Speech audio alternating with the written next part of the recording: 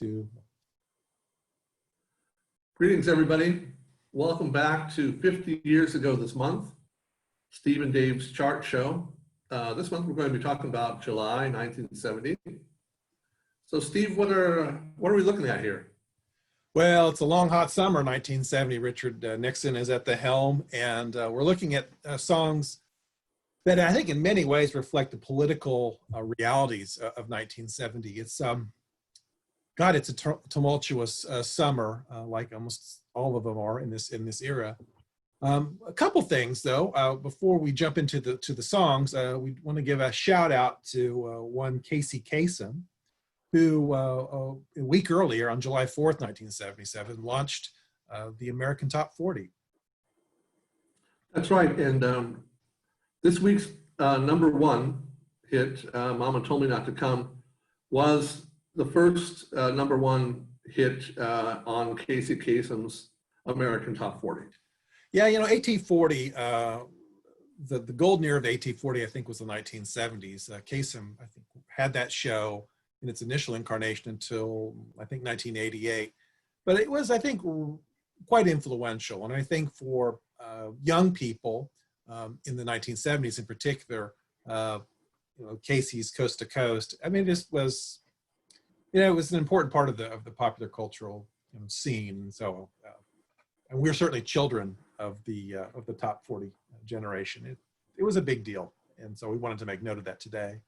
Also, I just wanted to say something before we jump into the songs, is that we are just a few days removed from Richard Nixon's debacle at the Lincoln Memorial on July 4th. Nixon, who realized that he was having some real public relations problems in the wake of the student killings at Kent State and the ongoing war in Vietnam, organized a Celebrate America rally at the Lincoln Memorial, featuring Bob Hope, the Reverend Billy Graham, and even, of course, Lawrence Welk. We'll put some notes about this event in the show notes, but there were a lot of people there. The crowd was estimated around 350,000 people, so it was a big event. But of course, right, it was infiltrated, maybe is the word, by anti-war protesters who leapt into the reflection pool and stripped off their clothes and began to chant anti-war slogans. And so it was, I think, by most measures, an incredible debacle. But man, it's, you know, 1970 was a fraught time in American life, and so why would this event be any different? And quite frankly, couldn't have happened to a nicer guy. Richard Nixon probably had it coming at some level. So let's jump into it. So the #1 song in the United States comes from Three Dog Night. And Dave, you want to talk a little bit about Mama Told Me? Yeah, well, you know, Three Dog Night was an absolute powerhouse in the end of the 60s and in the early 70s. They had 21 consecutive top 40 hits. That's amazing. No, it's amazing. No, absolutely. No, they were. And this is in the period from 1969 to 1974. They had 12 gold albums in that time. 3 #1 hits, only 3 #1 hits. But because it was essentially a group made up of, or at least fronted by, 3 vocalists, each of the #1 hits was sang by a different one of their vocalists. And now the one we're going to be talking about today, Mama Told Me Not to Come, was sang by Courrier Wells. And I think a fantastic job. It's a humorous take on maybe the loss of innocence. You have somebody, and I think a lot of us can relate to this. A lot of us had experiences like this at some point. You just get to a place where you're not comfortable. Things are going on that you've never seen before and never experienced before.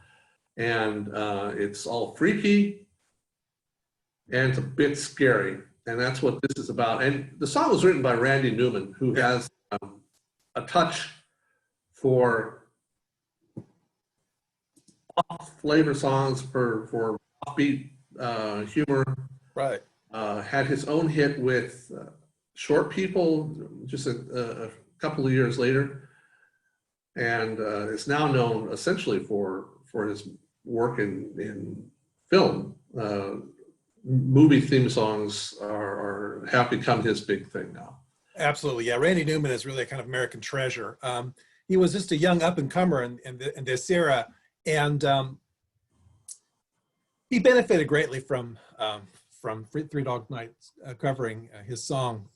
Three Dog Night were quite famous for covering the tunes of very interesting and again, kind of up-and-coming songwriters. And they really oftentimes selected very, very compelling material. They were, I think, by any measure, a real powerhouse in this era.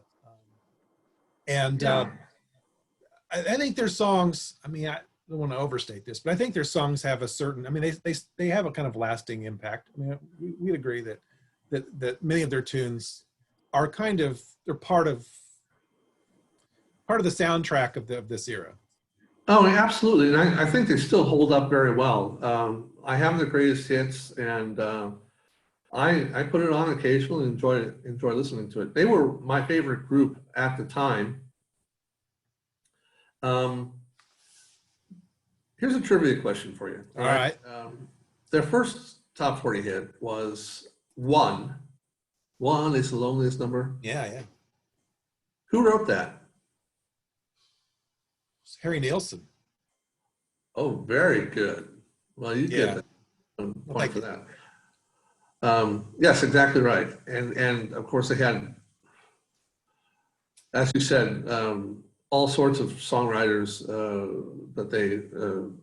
whose material they recorded. Well, I think to that point, I mean, I think that when you think about the Three Dog Night, you think about their work with Laura Nero's songs, Harry Nilsson songs, Randy Newman. Right, we had that last time with Eli's Coming. So we've already talked about them so far in this show, and we're going to be talking about more. Yeah, Paul Williams as well. They made songwriters famous. And so, I mean, and that in and of itself, I think, is enough to give them a recognition. So, Randy Newman wrote to Corey Wells a little bit later and said, "Thanks for putting my kids through college." No, absolutely, yeah. to Newman's credit, right? He knows, he knows where his bread's better. But yeah, it was a kind of symbiotic relationship. I just think that there's something about Three Dog Night and their selection of material that is that's really interesting. We'll come back to this notion of kind of interpretive song interpreters a little bit later in our conversation today. But they did interesting things with a lot of people's work, and so at number one, Mama told me not to come. Well, and this was originally written for Eric Burden's for 1966, and he recorded it for that as well. But this is by far the most popular recording of it, and certified gold same day as the album did. It Ain't Easy, July 14th, 1970. So, yeah. It's one of many Three Dog Night songs that we will have a chance to talk about. And again, number one, Mama Told Me. At number two, the Jackson 5 roll relentlessly on in 1970. They're at number two with the Love You Save.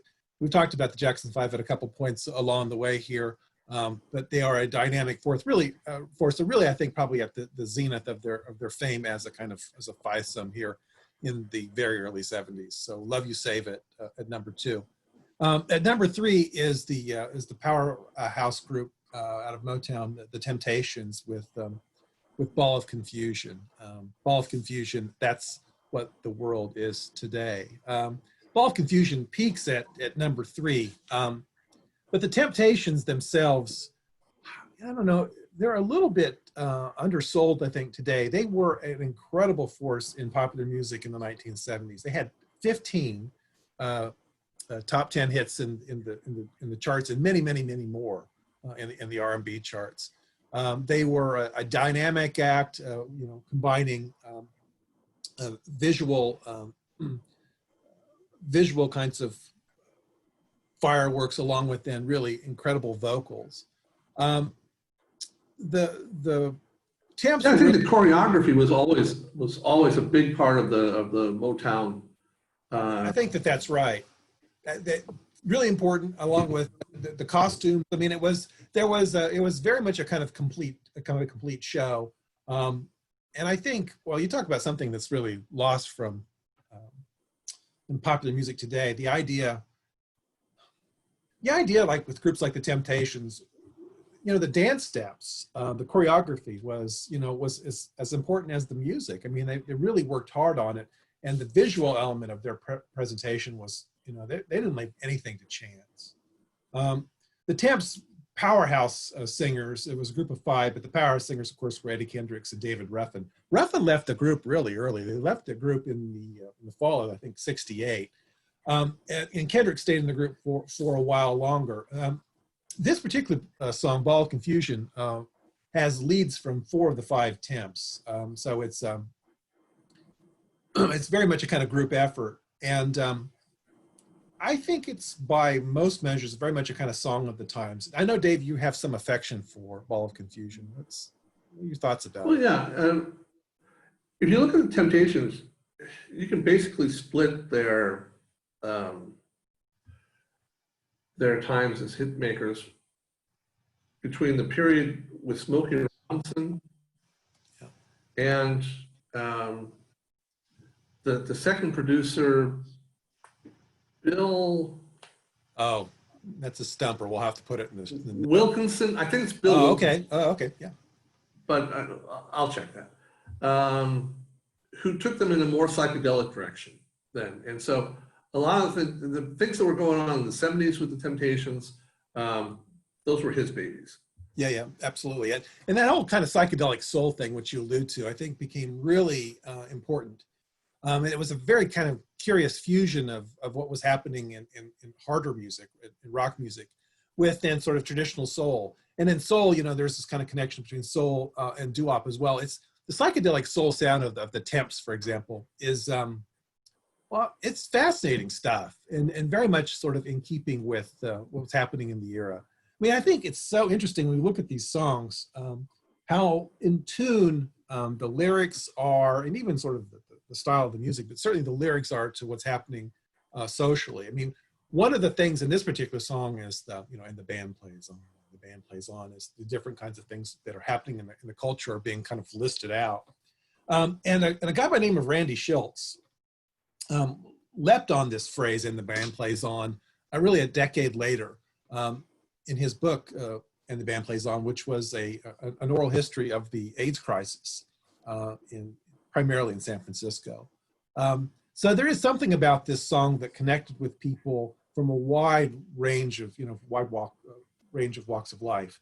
And the Temps were very contemporary. They were very current. They had their, they knew what was going on. And well, and that phrase, "in the band plays on," of course, it harkens back to the disaster of the Titanic. Yeah. And so that's the idea. Our society is kind of a sinking ship at this point. But people like us are going to provide the soundtrack and make it a little bit more palatable, so you don't really notice that we're going down. I just, there is something, right. I just think that there is something about this era that, the tumult of the era. I mean, it's just extraordinary, the amount of things that are happening, week in and week out in the country. And you can hear it in songs that are, popping on the radio. It's just it's inescapable. It's unavoidable. Well, in some ways, the Ball of Confusion is as much a protest song as Ohio, which we're going to be talking about later. Absolutely. No, I agree with you completely there. So at number 3 is the Temptations and Ball of Confusion. At number 4, a group, Blues Image, and a song that, boy, you still even hear today, Ride Captain Ride. Blues Image, essentially a one-hit wonder, which belies their how interesting they are as a group. They have the group has an incredibly interesting history And the founder and lead singer and guitarist, Mike Panera, also has a history of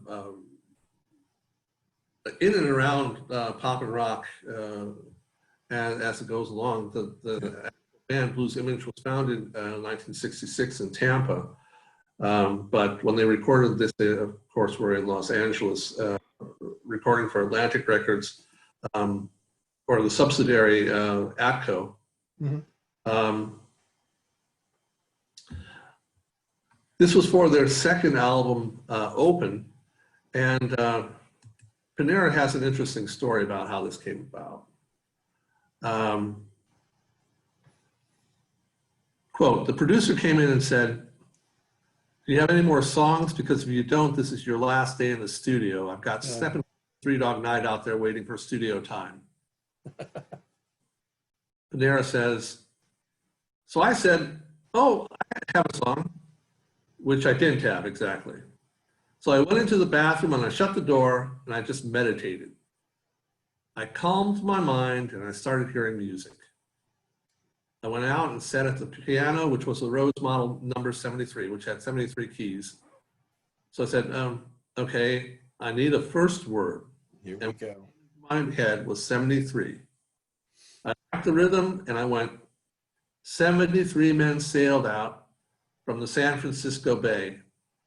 The song sort of just wrote itself from there. So, God, well, that's that 73. The fact that the Rhodes electric piano had 23 keys was what started him off, and it was their only hit. A lot of people thought that this had something to do with Sir Francis Drake exploring the West Coast. Yeah. And apparently he also had 73 sailors on board or something like that. Well, yeah, you know, it's a coincidence. Yeah, it's a coincidence. Okay. You know, there's songs of sailors at sea, you know, whether it would be Brandy in a few years or Procol Harum's Salty Dog. And there is something about these songs that involved and people on a kind of voyage is, you know, very, very compelling. That's a great story. Now, whether or not it's true or not, who the hell cares, right? But there is something about, you know, necessity, you know, mother invention, got to come up with something. So here we go. And well, and these guys went on, Panera went on to play with Iron Butterfly, with Alice Cooper for quite a while. Yeah. Keyboardist who co-wrote the song went on to play with Three Dog Night. Ken Terry, who had the main guitar solo in the middle, went on to play with Steppenwolf. And the two drummers, Joe Lalla and Emmanuel Bertamati. Lalla went on as a session player with CSN and Y and right, yeah. Joe Walsh. And what combines a lot of these groups, the Steppenwolf, Three Dog Night, and so on, was also the producer, the guy who produced the song was Richard. You ever heard of him? No, I don't think so. No, doesn't ring a bell. He produced most Three Dog Night songs, records.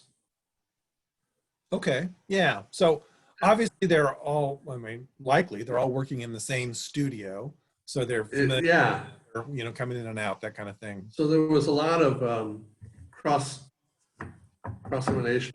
Absolutely. And a couple things about that. One is that it's a small world. Southern California in the music industry is, in fact, it's like a little village. And so everybody knew each other and worked together. The other thing, too, is that a group like Blues Image, which, you know, really, you know, one hit wonder, I think, is absolutely the right moniker for them. You know, they had studio time. They had albums. You know, it was an era where, in fact, groups, acts could have an album 2 or 3, you know, to kind of find their footing, that record companies would stay with groups longer. They wouldn't stay with groups forever, you know, in search of a hit, but they would stay with groups longer. I mean, a decade or a decade and a half later, a Blues Image, if they didn't, you know, connect early, they would have been, I mean, that would have been it. That would have been it. They would have been done. but they had a chance to kind of find their footing. And like you say, they ended up splintering and going in different directions, but they had. Yeah, they split up almost. I think they had one more song, but Panera was already gone after this record. Certified gold on August 4th. But really, his story and the story of the band is a lot that we have time to go into. But I'll include an article in the show notes that's really worth checking out. Yeah, and quite frankly, it's a song that I love. This song. I like it too. Yeah, it's great. It's a great song. So yeah, at number 4, Ride Captain Ride. At number 5, we have Freda Payne's Band of Gold. Now, you talk about a song that is, well, that you don't hear much. Freda Payne, she didn't have a lot of chart action. She was spent a lot of time in studios and did a lot of studio work and behind the scenes work. But she really, connected with this particular tune. It was Band of Gold, peaks at number 3. It was written, of course, by the famed trio Holland, Dozier, Holland. They're sort of on the Mount Rushmore of American popular songwriters. Multiple interpretations. We'll put some of this in the show notes. Multiple interpretations of the song. Is it in fact a song about a love gone cold? Yeah, maybe. Is it a song in fact about impotence? That is certainly one of the interpretations, separate beds and all this kind of thing. There are a lot of different directions that it is taken. It's backed by, Freda Payne's backed by the Funk Brothers, the Motown group. And then the background singers are interesting as well, including a couple of them, Joyce Wilson and Thelma Hawkins, who in about a year and a half would leave the session world and join a guy named Tony Orlando. And they would be Dawn. That would be the Tony Orlando and Dawn. I suppose we'll be talking about them at some point too, Tony Orlando. We certainly will. One other thing about this song that I wanted to mention is that when we listen to it in the playlist, you'll hear a sitar, electric sitar. That's Dennis Coffey, who's jamming on electric sitar in the middle of the song, who had his own hit in 71, something called Scorpio. But just the sitar, and the electric sitar, really became a kind of important instrument in this time, that you would hear the electric sitar in all sorts of songs. B.J. Thomas songs and all sorts of things. Of course, it was popularized by Ravi Shankar, who was then, given his fame by George Harrison. But there was something about the sitar that was very much of its time. You don't hear much electric sitar in music today. Famously or notoriously, it was also used by Tom Petty. I guess that was Mike Campbell playing the electric sitar on Don't Come Around Here No More from the late 80s, I guess. But I just wanted to mention that in the middle of this kind of, R&B, pulsating R&B song, there is this sitar solo. It's like, what? But yeah, very much of the era. So Freda Payne's Band of Gold. At number 6, you have Melanie and the Edwin Hawkins singers in Lay Down Candles in the Rain. Which we also have already talked about. We talked about Melanie's homage to the Woodstock experience. At number 7, then we have a group that we'll talk more about, I think, next month. But right. On and on, but it's next month they go to number 1 with this, but this was their breakthrough song, kind of a signature song for them.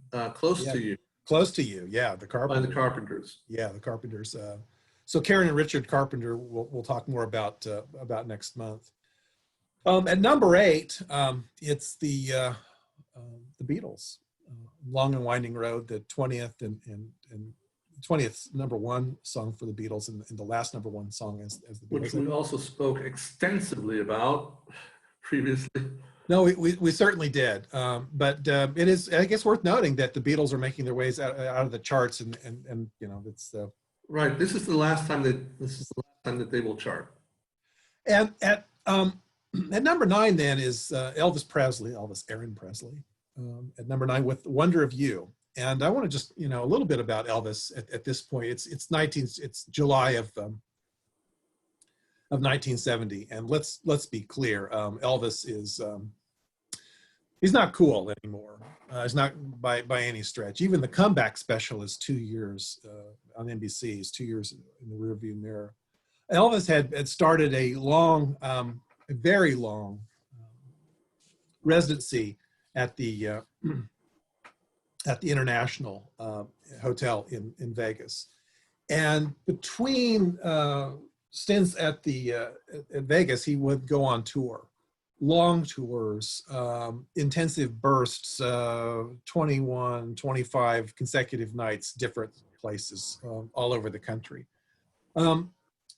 Elvis was famously managed by Colonel Tom Parker, and Colonel Parker wrung every possible dollar he could out of Elvis. I'm not suggesting that Elvis didn't have a role to play in his own kind of whatever exploitation, but I think exploitation is the word. I think that Parker just dragged Elvis wherever he could find an audience. And of course, he was still able to find an audience. During 1970, for example, Elvis played the Astrodome. So I think he had 48,000 people or something like that. He could still deliver. And the tragedy of Elvis is that he was entering his 40s.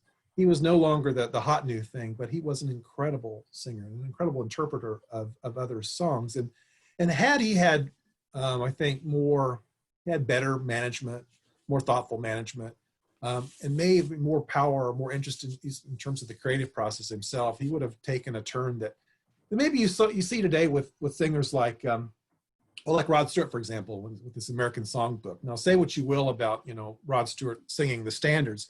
Had Elvis made that kind of turn and become much more intentional about interpretation, I think it would have been a really interesting turn in his career, a very important turn in his career, and I think he conceivably could have escaped becoming the parody that he did in his last couple of years of life, which were just horrendous. Phil Spector said Elvis Presley would become a completely different person after talking to Colonel Parker. Yeah. He'd be up, he'd be all, yes, yes, yes. Go into a room with Colonel Parker, close the door, and when he came out, he'd be all, no, no, no.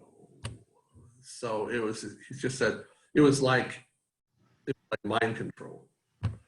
Yeah, I think that's right. It's just it's unbelievable what Parker did to Elvis. Again, I do think that Elvis plays a role in his own destruction, but Colonel Parker had a hold on Elvis that's almost inexplicable. And so Elvis made terrible choices. But 1970 is an interesting year for Elvis, in that it's also the year that That's the Way It Was, or That's the Way It Is, was released, a documentary of Elvis's performances in Las Vegas. And it's clear that he had this incredible, charisma, power, and his voice was just, he still had it. This particular song, The Wonder of You, is short. It's a short number, like I think 2 minutes and 25 seconds or something like that. It was written by Baker Knight. The interesting thing about this song is that it's a monster hit in the UK. It's actually internationally one of his, if not, it's one of his most popular songs ever. I don't think it really even resonates with people here in the United States, but The Wonder of You, in the latter years of Elvis's career around the world, that's how Elvis was known. In fact, there are a number of compilation albums that are entitled The Wonder of You. I mean, that's sort of the song. It is recorded live, so there is a certain energy to it that you don't find in some of his later songs from his later years. But again, I mean, Elvis is a tragedy on so many levels, but The Wonder of You at number 9. Well, I think part of the problem was that he was so talented that for a number of years, with his enablers, he was able to just, drive it in second gear, just kind of phone in a lot of his performances. And because he was as good as he was, it was good enough, a lot of other people would have burned out and had been gone, and maybe even had the experience hitting rock bottom and having to rethink and reassess. He really didn't have to go through that. It's I mean, you could talk for hours about Elvis, and when you listen to or read accounts of Elvis in this era, it's fascinating. Robert Plant, for example, talks about. I think that he and the others in Led Zeppelin visited with Elvis in 1970, and they talked with him for three hours or so, and how just dynamic and cool Elvis was. Elvis was still very much connected to the South, to the blues. I mean, he still understood, roots music, and Elvis was still all that.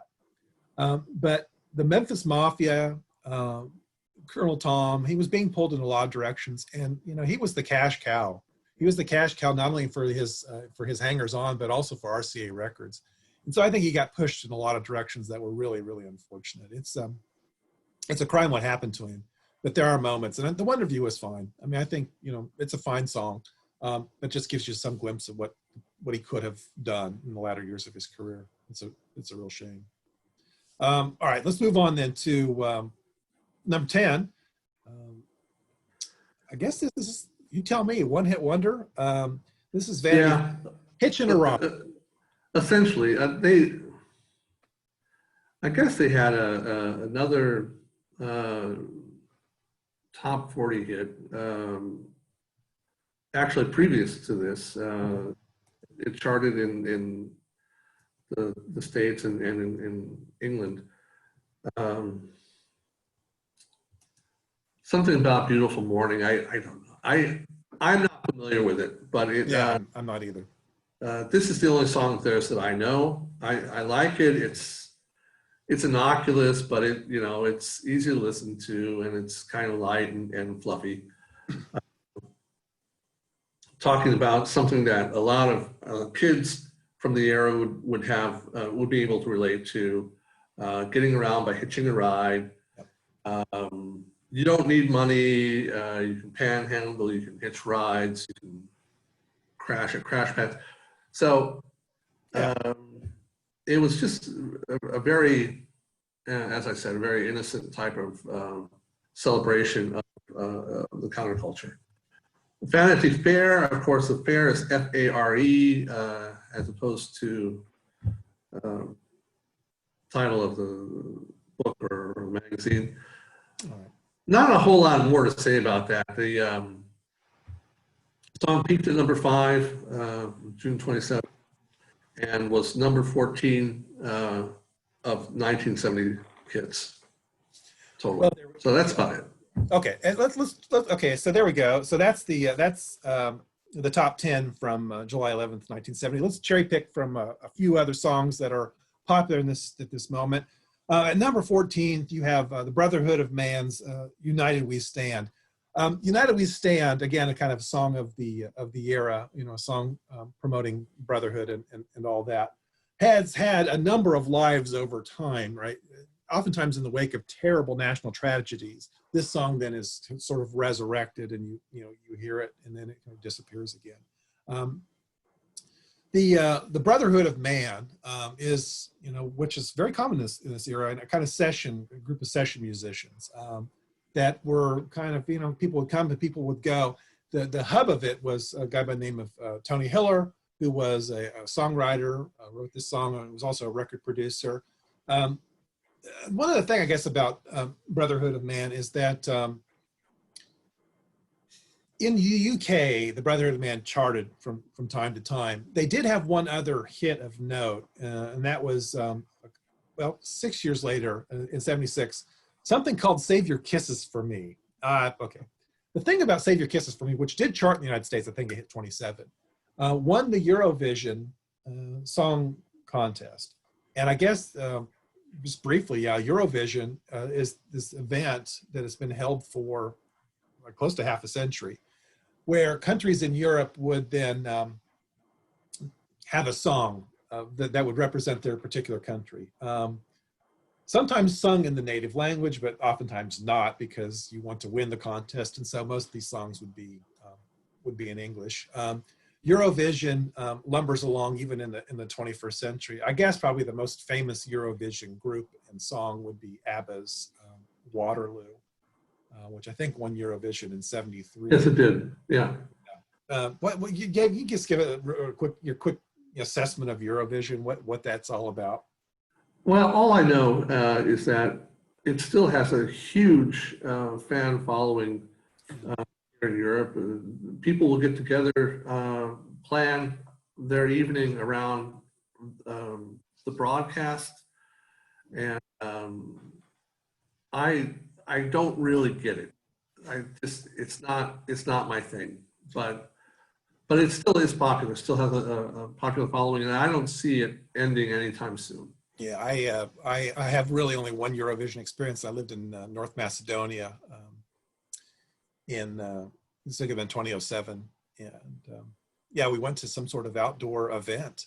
So it was, it was a giant screen, and we watched these really terrible songs. Some of them are just cheesy beyond belief. And then, of course, when the Macedonian song came up, people went crazy and all that. But yeah, it's Eurovision is it's a peculiar kind of cultural expression that, for at least for a moment, kind of helps bind Europe in an odd sort of way. I confess I don't really get it either, but there you go. So Brotherhood of Man, in United We Stand. Okay, a couple of the songs we want to get to here. And Dave, I want you to talk about two of them. You have a song so it's July 11th, 1970. You have a song at 24, Teach Your Children. And you also have a song at number 30, Ohio. Both of them by the same group, Crosby, Stills, Nash and Young. And both of them really quite important. So yeah, you want to talk a little bit about these songs? Yeah, it's strange that they charted at the same time. Teach Your Children is from the album Deja Vu, and Young was not involved in the recording of Teach Your Children. It's actually a song by Graham Nash, left over from his days in the Hollies. One of the songs that the Hollies would not record. Yeah, it's amazing, isn't it? Yeah.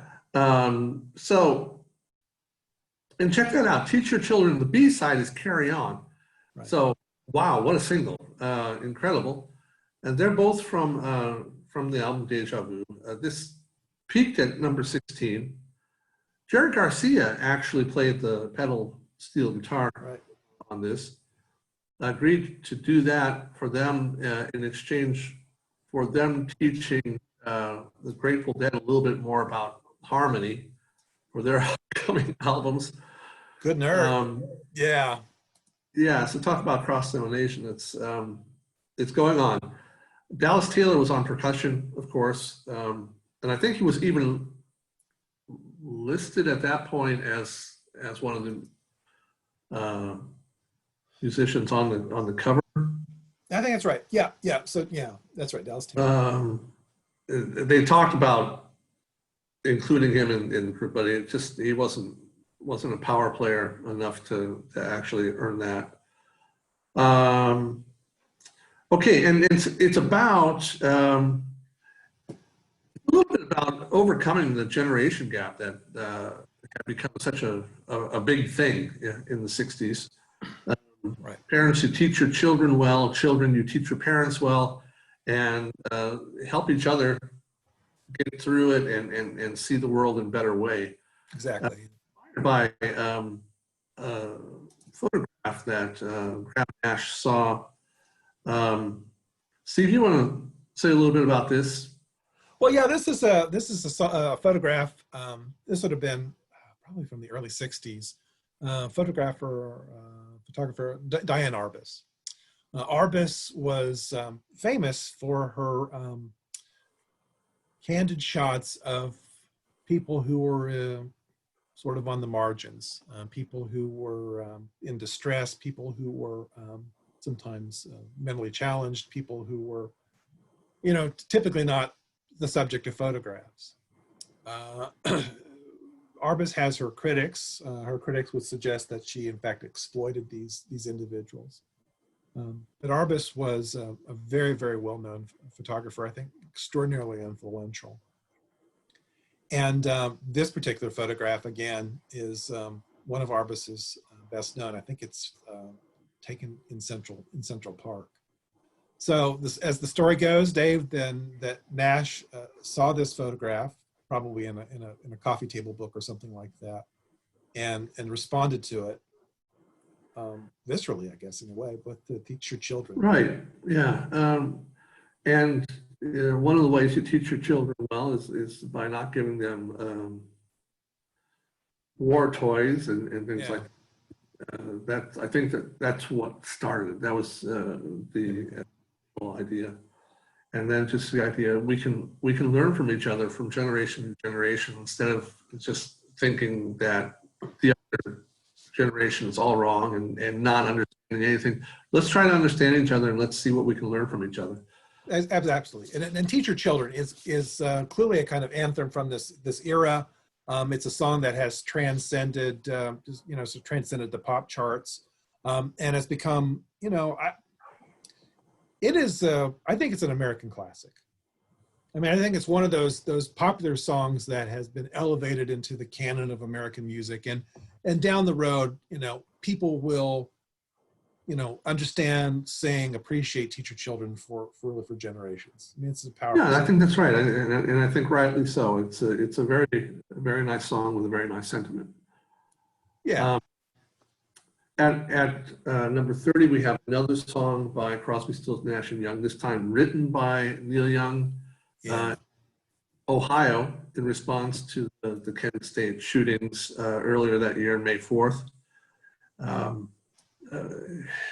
When Young saw the pictures in the aftermath of Kent State, I think Time magazine or something like that. I think maybe it was even Life magazine, but it's Life magazine story of the young woman standing over the body of the fallen protester. Yeah.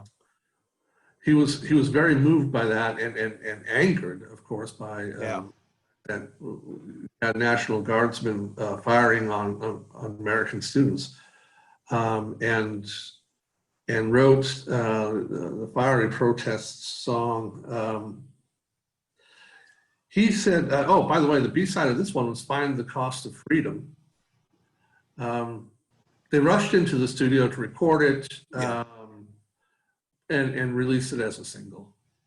So, the time, it takes almost no time at all. Young writes this almost instantaneously. The group loves it. Yeah, it's get together days after it's, Yes, that's right.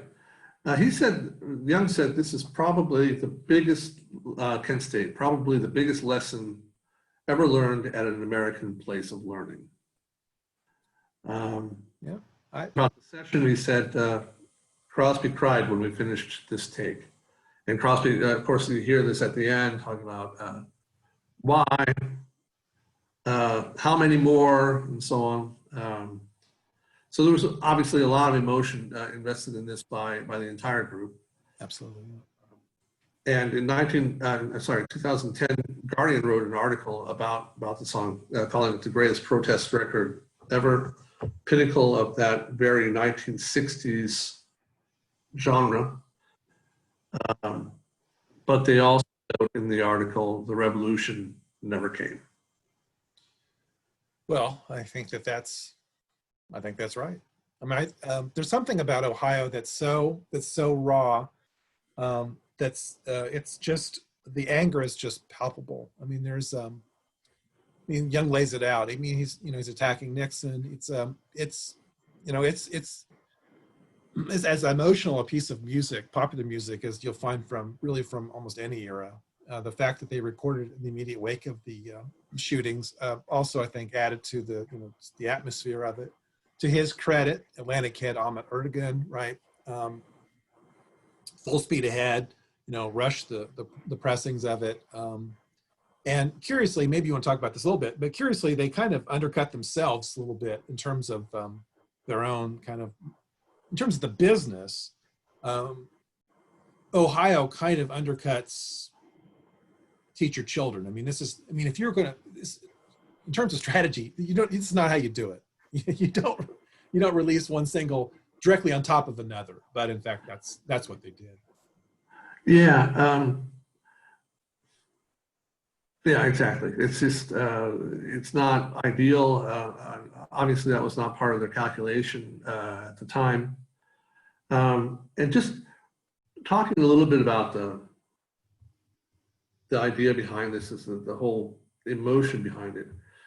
There were several years in the late 60s and early 70s where a large portion of at least the youth really had the feeling that they were being pushed toward revolution. And the word revolution lightly. They saw this as something that was real, that was coming. And at the point where you start having American soldiers and National Guards actually firing at you as the enemy, it starts to look like a Bunker Hill moment. Yeah, it's there's something about that moment at Kent State that is so raw, but also that it so exposes the divisions in the country, because at the same time, right, if these events are unfolding, you have a tremendous amount of support for what happened at Kent State in terms of the killing of those students, the wounding of the others. Nixon, in the immediate aftermath, comes out in support of the Ohio National Guard and essentially kind of attacks the protesters. Well, to be fair, they had burnt down the ROTC building on campus. Well, okay. Like the day before, and so Nixon, when he expressed that, he really was expressing the feeling that a lot of people had. Well, what were they supposed to do? How were they supposed to respond? It was provocation, and as tragic as it was, those kids probably had it coming. That sort of idea.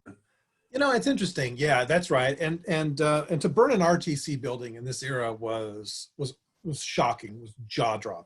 I mean, this is just not something that was done. It was, as you suggest, a provocation. I think in retrospect, it seems like very little. I mean, in terms of a provocation, it hardly seems like any. But at the time, I think there was, it was just incredible. It was beyond belief that it happened. But isn't it interesting when you see that the Crosby, Stills, and Nash and Young, those two singles are sort of side by side? I mean, it's just, I don't know. I mean, there's just something about it. It makes you sort of step back and sort of ask a number of questions. They really did have their finger on the pulse, maybe more than any other group, maybe at any other time. It's just astounding. Yeah, it really is. From this era, Crosby, Stills, Nash and Young, I mean, they're remarkably significant. The last song we want to take on today is at number 34, and this is as high as the song peaks. And it's as a solo performer, he really amounted to very little. But John Phillips is an interesting guy. At number 34, John Phillips' single from the album Wolf King of LA is Miss Mississippi. And John Phillips was, of course, the driving force behind the Mamas and Papas. He was a songwriter. He was a kind of would-be engineer. He was also a very difficult person. And by the time, the Mamas and Papas had flamed out by the time we get to 1970. They had been really done as a band for almost 2 years. So Phillips goes into the studio and records Wolf King with the best studio musicians in LA. And the song itself, Mississippi, is, it's a kind of gospel affected, kind of bluesy, kind of countryish number.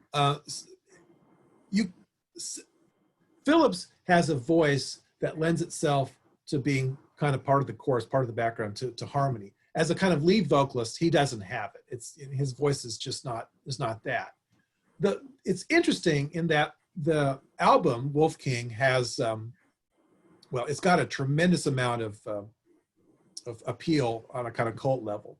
People are really, really into this album.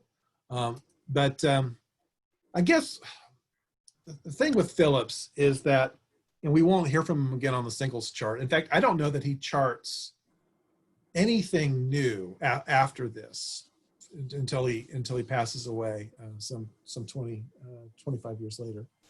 But isn't it the case that Phillips his reputation is sullied by the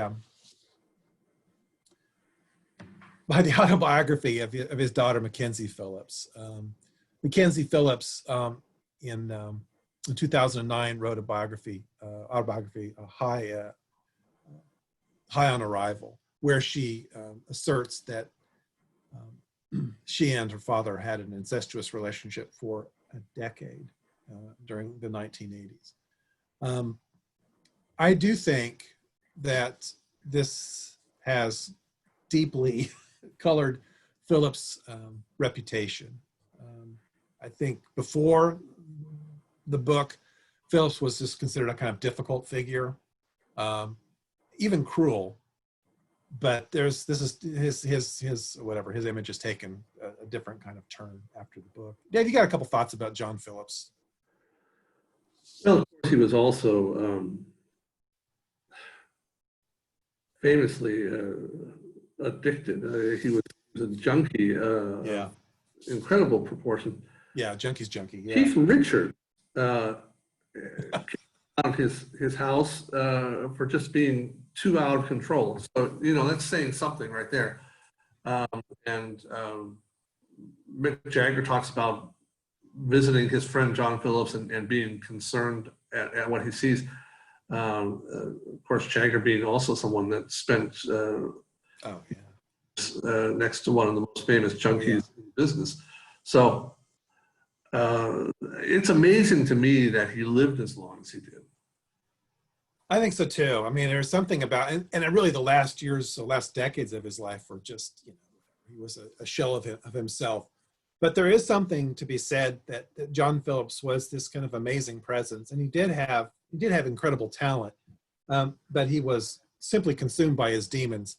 And in the end, I think he's just almost kind of put on the trash heap because of his behavior, and whatever he accomplished as an artist.